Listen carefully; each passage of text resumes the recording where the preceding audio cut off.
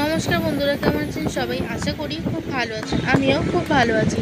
রুহির রান্নাঘরে আপনাদের সবার স্বাগত। আজ আমি বানাবো চিকেন টিক্কা বটি কাবাব মশলা।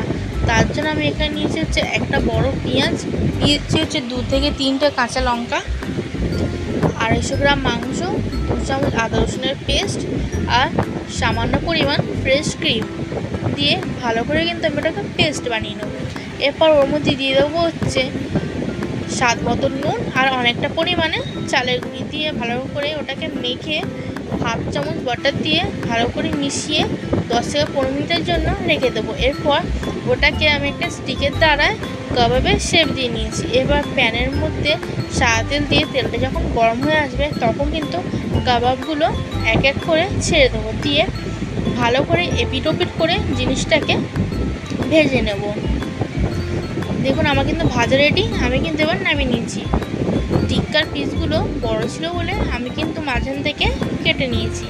এরপর ওই প্যানের মধ্যে আর একটু সাদা তেল দিয়ে পেঁয়াজ আর কাঁচা লঙ্কাটা তুলে দেবো। তুলে ভালো করে কিন্তু একটু ভেজে নেব। একটু ভেজে নেওয়ার পর ওর মধ্যে তুলে দেবো হচ্ছে 4 থেকে 5টা কাজু বাদাম দিয়ে ভালো করে জিনিসটাকে ভেজে নেব যতক্ষণ না ব্রাউন একটা কালার আসছে।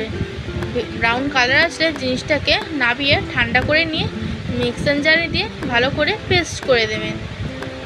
এবার ওর মধ্যে আরেকটু তেল দিয়ে আর 1 চামচ বাটার দিয়ে দেবো হচ্ছে গোটা গরম মশলা আর তুলে দেবো হচ্ছে 2 চামচ আদা রসুনের পেস্ট।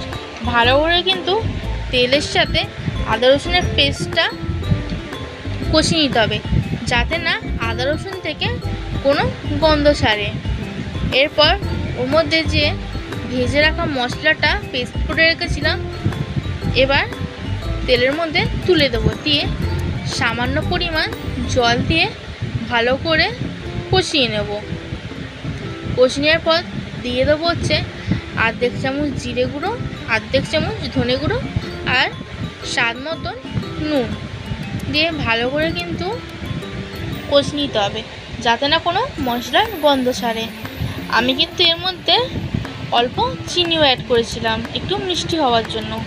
দিয়ে ভালো করে কষিয়ে নেওয়ার পর যখন দেখবেন একটু একটু তেল ছেড়ে আসছে তখন দিয়ে দেবেন হচ্ছে 1 বাটি টক দই। আমি কিন্তু টক দইটাকে ফেটিয়ে রেখেছিলাম।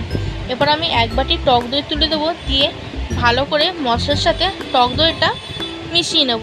টক দই দিলে কিন্তু গ্রেভির টেস্টটা আরও ভালো হয় আর অনেকটা পরিমাণ তেলও ছাড়ে।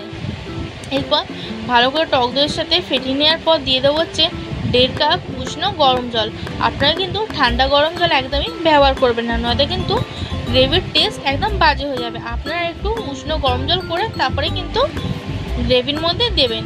এবার যখন ঝোলটা ফুটে আসবে তখন ওর মধ্যে তুলে দেবো হচ্ছে ভেজে রাখা কাবাবগুলো, দিয়ে ভালো করে কিন্তু ঝোলের সাথে কাবাবটাকে একদম ফুটিয়ে নিতে হবে। যখন দেখবেন ঝোলের সাথে কাবাবটা ফুটে আসছে তখন কিন্তু আপনারা দিয়ে দেবেন হচ্ছে ওর মধ্যে অনেকটা পরিমাণে ফ্রেশ ক্রিম। আপনারা ফ্রেশ ক্রিমও দিতে পারেন বা দুধের সরও দিতে পারেন। যদি ফ্রেশ ক্রিম বা দুধের সর ঘরে না থাকে না দিলেও চলবে, কোনো অসুবিধা নেই। আমার ঘরে ছিল বলে আমি ফ্রেশ ক্রিমটা একটু দিয়ে দিয়েছি স্বাদের জন্য। এরপর ভালো করে নাড়িয়ে চাড়িয়ে নিয়ে দিয়ে দেবো হচ্ছে ওর মধ্যে অনেকটা পরিমাণ কস্তুরি মেথি, দিয়ে ভালো করে নাড়িয়ে চাড়িয়ে নিলে রেডি আমাদের চিকেন টিক্কা বটি কাবাব মশলা। এরম বটি কাবাব মশলা ঘরে বানিয়ে দেখবেন, খেতে কিন্তু দুর্দান্ত লাগে আর ঘরেরই উপকরণ দিয়ে কিন্তু খুব চটজলদি জিনিসটা হয়ে গেছে। সামনে কিন্তু জামাই ষষ্ঠী, তো এরম রেসিপি করে দেখবেন। আর ভিডিওটি ভালো লাগলে লাইক কমেন্ট শেয়ার